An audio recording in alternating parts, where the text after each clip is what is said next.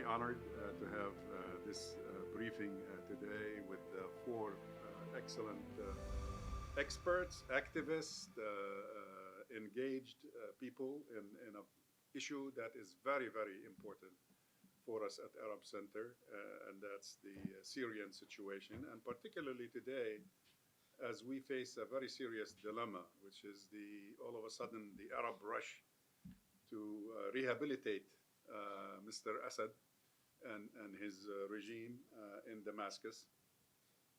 And it seems like there is confusion in Washington as to what position to take vis-a-vis this issue. So their visit to town is very vital at this time, and they will be meeting today with representatives of the administration at the State Department this afternoon. So we feel we first appreciate their stop here at the center. We're delighted to see them.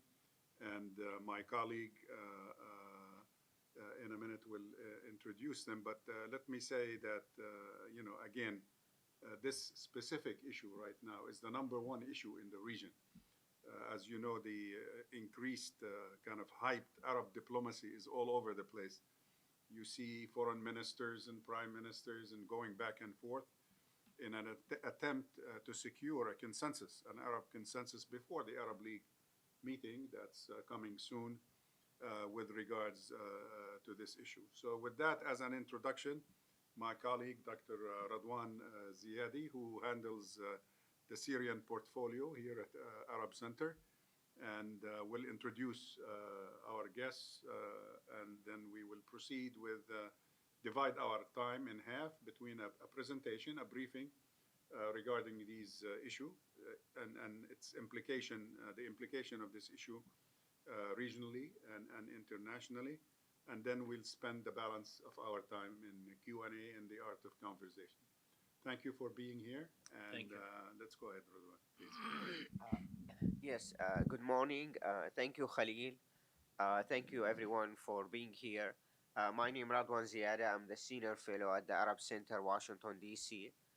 Uh, we are very fortunate to have with us today Dr. Badr Jamous. He's a long friend of mine.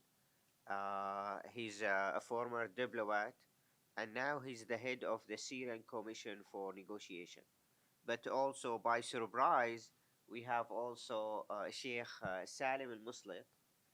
He's also has a PhD in political science, long friend of mine, and he's the president of the Syrian Coalition for Revolutionary and Armed Forces, which SARC. And then also we have Ibrahim Biro, who's a member of the Kurdish National Council, and Dr. Samir al-Taqi. Dr. Samir al-Taqi is advisor to the Syrian Negotiation Committee. Uh, the topic of today morning, as Khalil mentioned, it's Arab normalization with the Assad regime. This issue has been in debate here in Washington and in the Arab capitals for almost 2 years.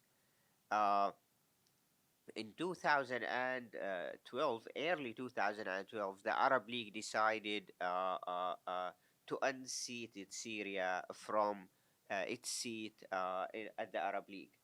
And they allow for representative of the Syrian opposition to give presentation during the Arab Summit in Doha in March 2012. At that time was Mr. Muad al-Khatib. And since then, the Arab League decision was we will not give the seat neither to the regime nor to the opposition. And the seat was empty all the time.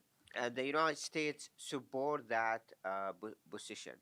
What's happened after the earthquake, which hit Turkey and Syria very, very hard by victims, it's the hardest earthquake in the region, 55,000 killed in the earthquake. And every capital tried to do a humanitarian convey to Syria and Turkey. And that's, of course, open up a political discussion after that, a normalization with the Assad regime. Now the Arab capitals in last meeting they are divided. Mostly, uh, uh, the majority now support give the seat again to the Assad regime, but also we have five capitals who rejected this proposal. At the top of those capitals are Doha, Kuwait, and Jordan and Morocco. And why I said fortunate because Dr. Badr and Sheikh Salem just make a trip to those capitals. It will be an excellent briefing to know exactly the discussion on those capitals. And because he just came out from Doha, and also he has a meeting with the Assistant Secretary Barbara Leaf to give us an update about those talks and what's the Syrian opposition trying to do as a strategy in the future. We'll give you actually 7 to 10 minutes. After that, we'll have more conversation with you and Sheikh Salim about this issue. Then we open any questions from the floor. Dr. Badr. Thank you, Radwan. Really, it's my honor to be here, Dr. Khalil, Dr. Radwan, and also your team. We are today with the delegation to meet with the State Department and with the congressman, with the media, with the Syrian diaspora in Washington. And we are trying to bring the voice of Syrian to the administration, and we are really worried what's going on around. I am today with delegation, what Radwan say, Sheikh Al-Meslet, the head of the SOC, Ibrahim Biro from the Kurdish National Council, and Dr. Samir, he's our advisor. We really so worry about this normalization, all normalization with this regime without a political solution. That's mean very bad for the Syrian people. We pay a huge price in our revolution. We still trying to get a political solution. 10 years we are working in Geneva with the UN special envoy to implement Geneva resolution and 2254 resolution, which of course, how everybody know, there is no any positive action from the regime, because also our alliance, they are weak on this. They don't put huge pressure in the regime and their alliance. Of course, I don't want to talk about this a lot, but from the 2015, the American, they changed their policy in Syria and get the Russia to go to Syria 2015, and the Iranian agreement. So they changed the policy for the Syria from that time, and we are paying huge price. We cannot get any political solution, and the situation more bad. We understand we had a visit to some Arab state who are pushing to make a normalization with the regime. We are talking to them very frank. We don't want to lose them like France. We also talk to the Turkey about this. So we know that this normalization is not will finish the Syrian war. It's not will bring Syrian united. It's not will bring the refugee back. So if you don't make a solution in Syria, which the Syrian people accepted, so you are just losing more time to bring back the Bashar al-Assad, the criminal, back to the international community after what he killed and what he did in Syria. This really very dangerous. So we are not happy from those countries trying to push to have this meeting, Arab League meeting in May with Bashar al-Assad. So we will do all our best to send this message to all the capitals. Syrian, they are daily sending message from all the world in Syria, in North Syria. They have Sunday, all the city of Syria, and last Sunday they are in the street sending the message that we are against normalization.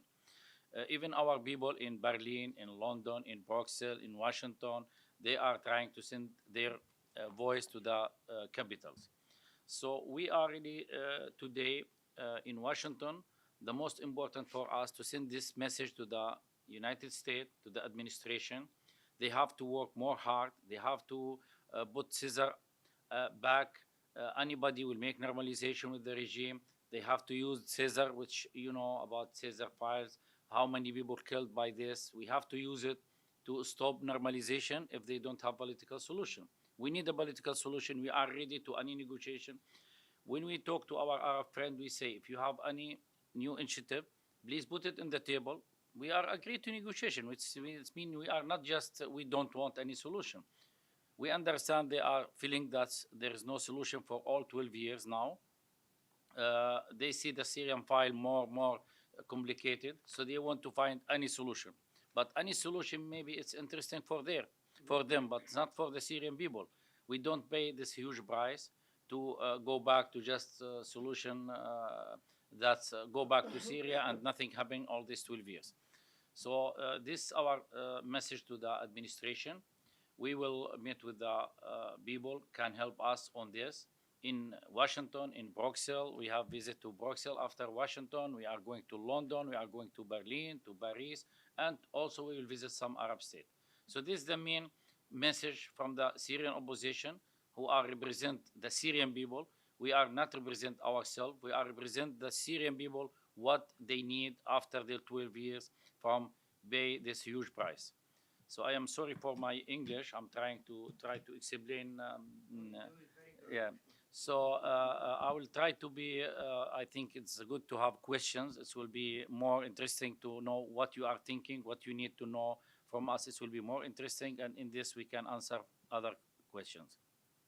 Okay, thank you. We'll have few words from Sheikh Salem. Thank you very much, Dr. Radwan, Dr. Khalil, and your distinguished people on this table. I'm very pleased to be here. As my brother, Dr. Badr, explained, I don't want to add things, but you know, the thing is, the important thing that we are here to seek some solution. We are committed to political solution. We don't believe in any other solution, because any other solution, we lose Syrian lives. And we care not only about Syrians on the opposite side, on the opposition side, but we care about also Syrians under in the areas where the regime controls. Those are our people, no matter what their position is. Our problem is with one ruler, with a group of people surrounding him, but our problem is not with our people there. Our people there, not our enemies, and at the end we'll be all together. We will knock all doors, and we will visit every capital if there is a solution for Syrians and saving lives. You know, it's really strange to see our close friends and close brothers in, you know, Arab countries running very fast toward this regime, and we really, you know, wonder what's the benefit of that. And it is really strange to reward a criminal, a murderer, who killed, you know, hundreds of thousands of Syrians. Is this the way that we reward a person like that? By, you know, coming closer to him, urging him.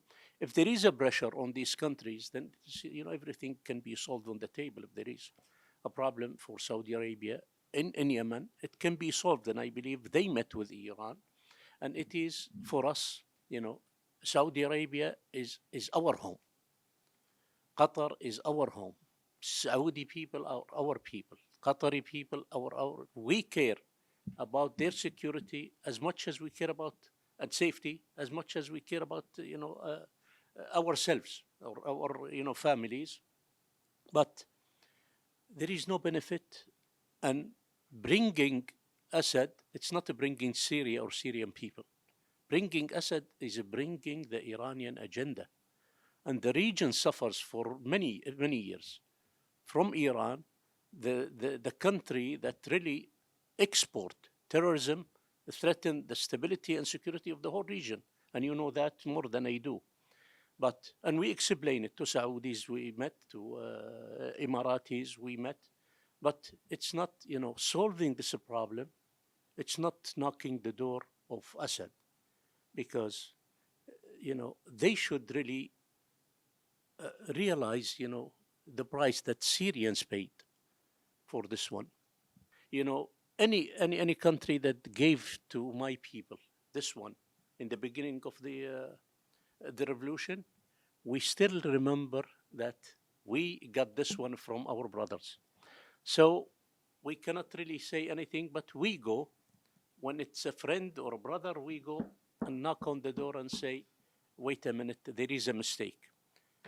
And the impact, the negative impact, will not be only on the Syrians because we paid the price and we're willing to pay a price. And we will not shake hands with Assad, but we are worried that our people that we care about, our friends and our brothers that we care about, will pay a high price by coming closer to this regime because there is a hidden agenda.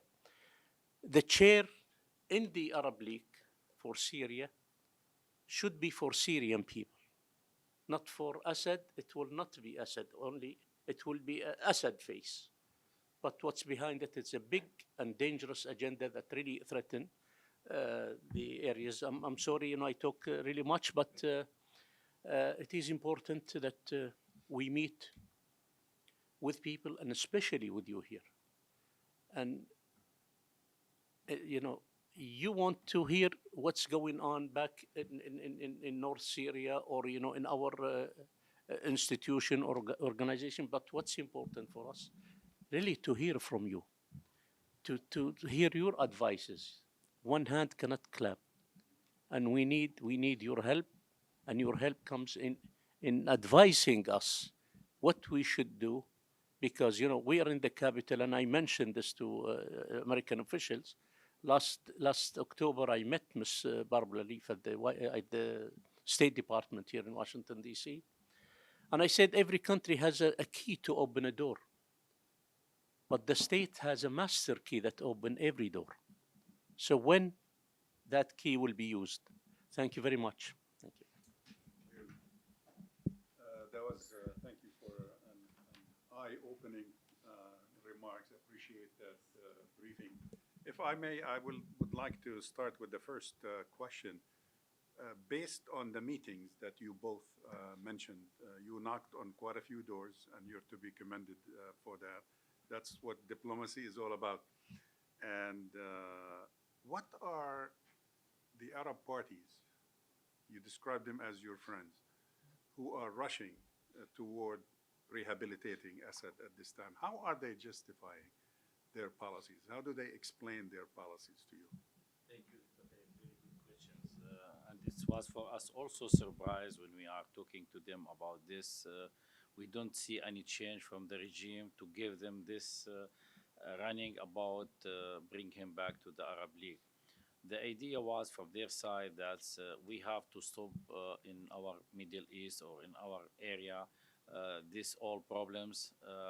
You see what's going on in Ukraine, in the war. So we have to bring all the Arab leaders back to the Arab League and solve all our problems like Arab countries in Yemen, in Syria, in Palestine. So, of course, I say this very nice word to do that, and we support this. But do you have any positive thing before you invited? Why you have to pay? If you invited him and you give him back to be to the Arab League. So, where the guarantee that he can do any change? He has to do some change to go to the political process, to make like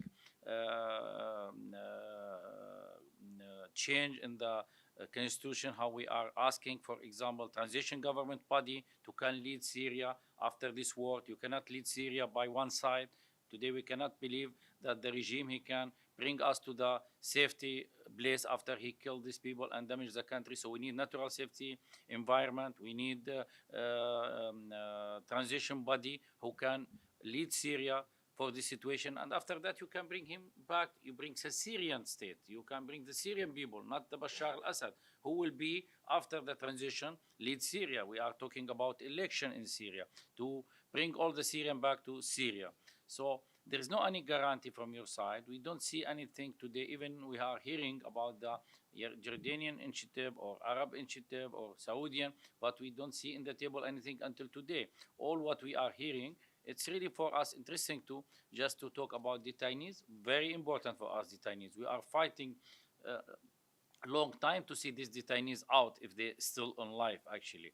We are fighting to see our people go back to Syria. But who the guarantee for these people? We have today, we are talking about 13 million Syrian refugees. Who gave the guarantee for these people to go back? I am one of them. Who gave me guarantee to go back to live in my city, in Tel or in Damascus? Nobody can give me this guarantee. We need natural safety environment. Who can be the guarantee of this natural safety environment? You, Arab, or American, or Russia? Who the guarantee? We see what's happening in South Syria. When it was agreement to push all the army group from South Syria by the guarantee of Russia to Jordanian and to Israel. What's happening after? You see the Iranian war, the drugs, Kiptagon, all the situations. So where's the guarantee of Russia? Where the guarantee of Russia in our area after Astana? They couldn't do anything. So if Russia, they couldn't give any guarantee, who can give guarantee for the Bashar al-Assad and the Iranians? So it's a big question, which we see until today. We are really very opening to our friend to listen from them what they can do. If they give any guarantee, we can see, we can go sit in the table and discuss. But for us today, we are really see that they are running very quickly to bring back the regime to the Arab League and for free. We don't see anything. Of course, here we have the big question to our friend in Washington. When we are hearing from the state that the normalization, they don't have to be free. So what mean free? Free for who? So this is even to when you are saying like this message, it's mean you can do that. Okay, he will promise and you can bring him, and after he didn't make his promise. So I don't, Dr. Khalil, we are not see in reality what the really result or why the Arab or some state they are running so quickly to do that. We hear about Jordanian initiative. It was okay, some steps. The regime have to do 1, 2, 3, 4. The Arab they will do 1, 2, 3, 4. The Egyptian also we hear about this. But now what we are hearing last few weeks, that's we don't have any guarantee about what it will be exchange for if he will go back to the Arab League. We will refuse this. It's not refused. We are leadership of the opposition. The Syrian people, they're refusing. It's really, we are everywhere we are going. The first question to us, we are against this normalization. The Syrian people against to go back to this regime.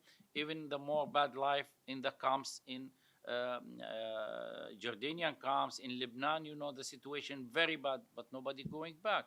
You know, in the Syrian, North Syria, we have very bad situation, no education, people in bad, but they are not going back. From 2012, the Syrian revolution, there will be a huge price to have two addresses in Syria. Before 2011, the international community, if they have to talk to Syria, they have to talk to the Syrian government, to the regime. From 2012, after we have the Geneva resolution, so we have two addresses in Syria. All the capital, if they who want to talk to the regime, and they have to talk to the opposition who are represented with the Syrian people. In 2015, we built the SNC, Syrian Negotiation Commission, after the Riyadh meeting, first Riyadh meeting, and we have the resolution 2254. And from that time, we have the 2254 resolution, and we have the responsible to negotiate with the regime, the SNC, Syrian Negotiation Commission. So we have two sides. And the more dangerous today, we see some capital, they are trying to go back like before 2011. We have just one address in Syria. We have to ask the regime to solve the problem by himself. So who do the problem? He have to solve it by himself. We are not talking to the other side. So today also we are fighting that we have two sides in Syria. We don't see the regime here represent the Syrian people. And mostly, even the Syrian in the regime area, they don't see the regime he's represent for themselves. So today, we represent the million of Syrian, 4 million in Turkey, 4 million in Northeast, Northwest, 2 million in Europe and Arab states. So we are talking 40, 50 million. They are out of the control of Bashar al-Assad. And mostly 90% all these people, they hate the regime and they don't want to go back to the regime. So if you want to talk to those people, they have by the UN resolution, the people who are represent these people and who can sit in the table and talk about the Arab initiative or other initiative. If they have international initiative, if they want to change the 2254, which we are not agree to change anything in 2254, we are keeping this resolution and we will fight for this resolution. But even if you are thinking you need anything new, you have to put it in the table and talk with us before you are going and talk to the regime and say, do this or not do this. So We are working in these 5 capitals, what you are saying. We have to build more also capital, which we see that maybe we can talk to other Arab state, which they can understand our view. They see that's what they are going to do. They will not bring Syria back united. In the positive, it will be Syria 2 or 3 Syria. We are not going back under the Bashar al-Assad. Just like how is it? Nobody will go back. We have a new generation now in Northeast and Northwest. They was young 10 years, 12 years ago. They was 10 years today, 22, 23, new generation. They don't know what mean Bashar al-Assad. They will not go back to this regime and to be under this regime again, how it was before 2011.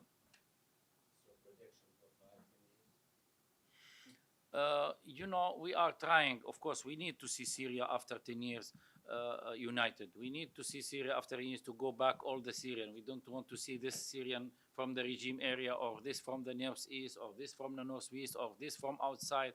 Of course, we have to work in the new generation. We also now, we are working to bring like platform for the new generation from all the world and from inside Syria to bring them in one platform to build Syria with this new generation. We need our generation to build new Syria. In reality, we don't want to see ourselves, we are Syrian from northeast or Syrian from northwest or Syrian from the regime. So we hope to see Syria how we want to see it, democratic state, you know, Syria for all Syrian. We don't care who are Syrian, this Arab, Kurdish, Christian, Muslim, Alawite, Shiite. We need to see Syria for all Syrian. This is what we hope to see, what we are working for this. But the situation very difficult. We are trying to bring all our alliance to be in the same page, you know. Thank you. Thank you. Thank you, sir. My question comes from where you ended just now. You know, do you think that the failure of the Syrian opposition to form a unique voice, to talk with the others, with the Arabs, with the Americans, with the Europeans, is one of the main reasons of the failure of, you know, insisting on not bringing Assad back to the Arab summit unless he gave, you know, concession to fulfill the United Nations Geneva Convention. Do you think that? I mean, the failure to represent Syria by opposition by one voice, which is not now. That's my question. You know, let me answer, Sheikh Salem. You know, the Syrian, they like to work. We have many Syrian, they are working. But in reality, we have one represent Syrian who are responsible for the negotiation to talk by Syrian, one voice Syrian. It's the SNC today, which umbrella for all opposition. We like or we don't like. This SNC united, and all of them, they are agree to implement 2254 resolution. We was in Geneva, we have the Syrian Constitution Committee, which inside this we have is all the opposition, and we have the social society from both sides, from the regime and from our side, and we have the regime, for example. So we have one voice, and all the Syrian, even if we are not united today, like we are talking about Syrian, you cannot put all Syrian, you cannot make election today. So you cannot put all the Syrian in one parliament and you have represent. But all the voice of Syrian, they are in the same page. All of us, we don't accept this regime. All of us, we need the political solution. All of us, we are need 2254 resolution to implement. And we have one body, it's umbrella for all the opposition, which is working and officially with the UN, with the special envoy in Geneva. We have our office in Geneva, and we are trying to do our best on this. But of course, our situation was very difficult because they cut us regionally when our alliance fighting between themselves in the region, when was the Gulf problems between Turkey and Egypt, between Turkey, Saudi. So it was very difficult for the Syrian opposition who are in Cairo, who are in Turkey, who are in Riyadh. So it's make like a little bit problem. But anyway, we could make one umbrella, and we are under this umbrella united about the political solution. Maybe you have different view.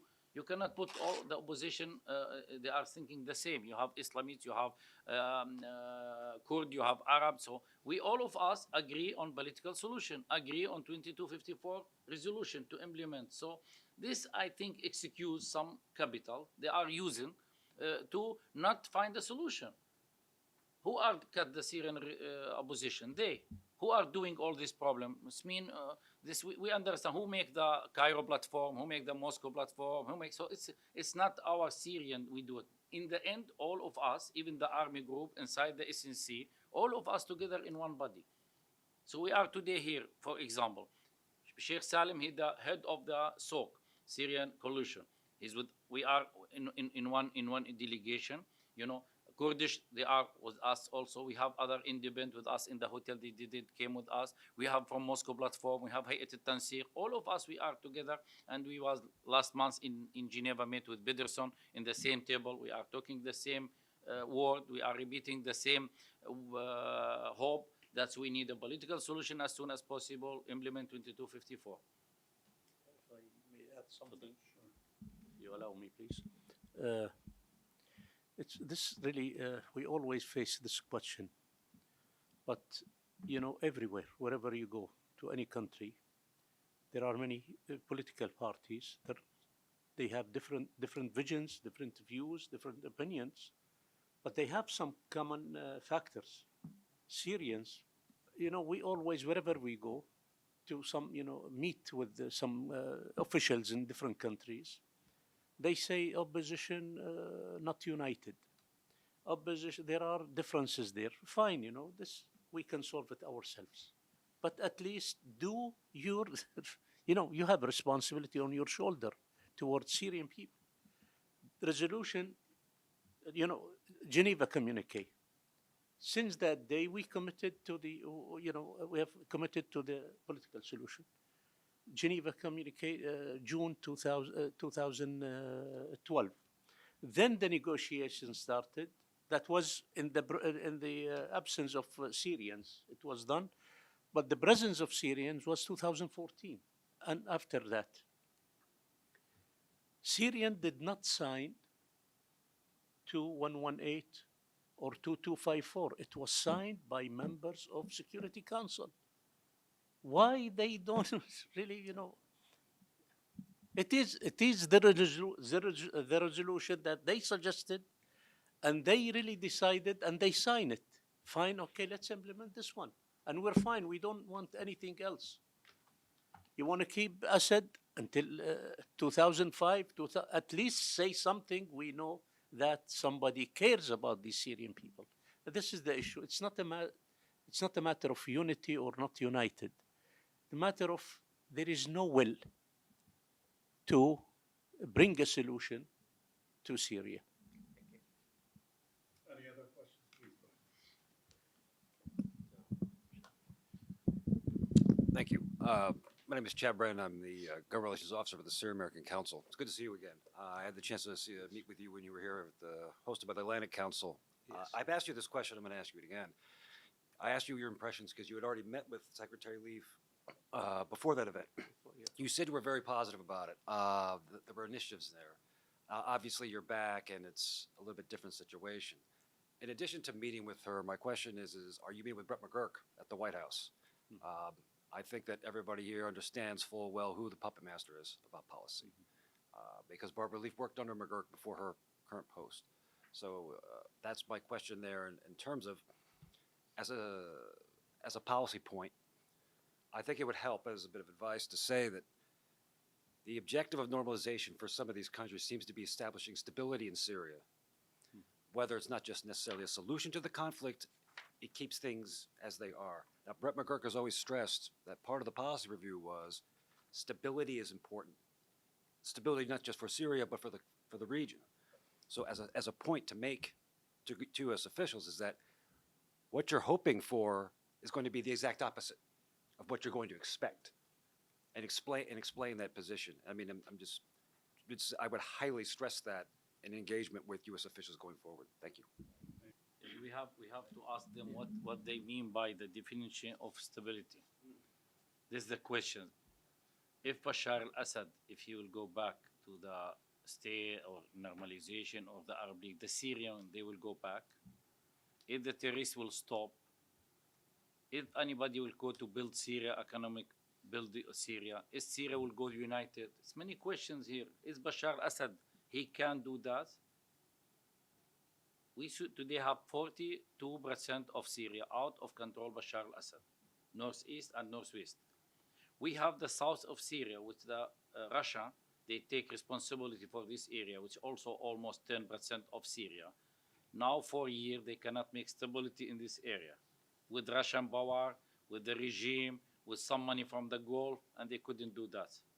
So the questions for them, okay, we also need the stability in Syria. We need our people to go back to Syria. If this can do it Bashar al-Assad, anybody know, if you ask any Syrian in the ground, he knows that Bashar al-Assad, he cannot do that. So this is stupid idea to say the stability in Syria to help Bashar al-Assad to go back to the Arab League or to normalization or some support from the Gulf. I told this to our friend in the Gulf. They are not in the ground, Iranian in the ground. What they can do, we are seeing the north, Turkey, with 25,000 soldiers, and they cannot control the area by themselves. We need all of us to work together. So how the Arab, they can help the regime if in the ground, Iranian, they controlling the state. The Russia, they are controlling the state. So what they can do, just to pay money? If they have free money to give it, it's okay. So this is the idea. But they will not stop drugs, Captagon. They will not take the militia, Iranian militia from Syria. They cannot do it this by Hezbollah, you know. And they cannot let Syrian to go back to Syria. This is the most important question. And we have idea today, Lebanon. We have million Syrian in Lebanon. Lebanon under the control of Hezbollah and the alliance of Syrian government. They cannot push even thousands of Syrians to go back to from Lebanon to Syria. And they are in the more bad situation, these people. And they cannot go, they don't go back. So you will bring back from Turkey 4 million who are living in Turkey. You will bring back from Europe. Nobody will go back to Syria with this regime. So the idea, if you don't make a huge change, believe me, there was it's not to be any stability in the region. You know that today we have more than million students without study, without education. You know, future of these children, this is a question after 10 years, what mean? If the regime will be in the same place, how is it after 10 years? We'll see many Daesh. You know, these people, they are not believe in the international community already. They believe that everybody keep them in the more bad situation. So they lost hope. And this idea, we can sit in the table and we can find many solutions if they are agreed to work with us. Northeast, northwest, why you don't put huge pressure to help the Syrian in the northeast, to give like example, they are keeping this area and they are waiting until the solution. You have to put your help in this area. We have 6-7 million in this area. So we can show like example about future of Syria, which we need it. But we need help alone. It's difficult to do it after 12 years. You have many army groups, many fighters. You need help from the international community to build this area. Many Syrian, where we are going around and meeting the Syrian, asking we need to come and invest in this area. But also we need help from our friend to help to make governor in this area, good example for the future of Syria. And our Syrian people, they come and build this area, and you will see even the Syrian, they will go back to this area until we have a solution for all Syria. That's one thing, the earthquake. It was a big disaster, and Syrians there in North Syria in a very miserable situation and condition. We witnessed that. We met hundreds of them. They say, we die here. They live in tents. They say, we die here, and we don't go to Bashar. We heard this from really hundreds of them there. And, you know, people are in need there. And when they meet with you, they don't ask or they don't tell you that they need, you know, food for their children. They ask you about, you know, political questions, and they say, is there any solution? Is there any hope? That is the question that every Syrian asks in North Syria. Thank you very much, Dr. Badr and Dr. Salem. And thank you everyone for, we'll conclude our briefing here. And we hopefully we'll see you again in your next visit to Washington. This is, it was very short notice during the Eid, but at least we have good conversation, and we hope all the success in your next meeting and during your visit here. Thank you very much, everyone.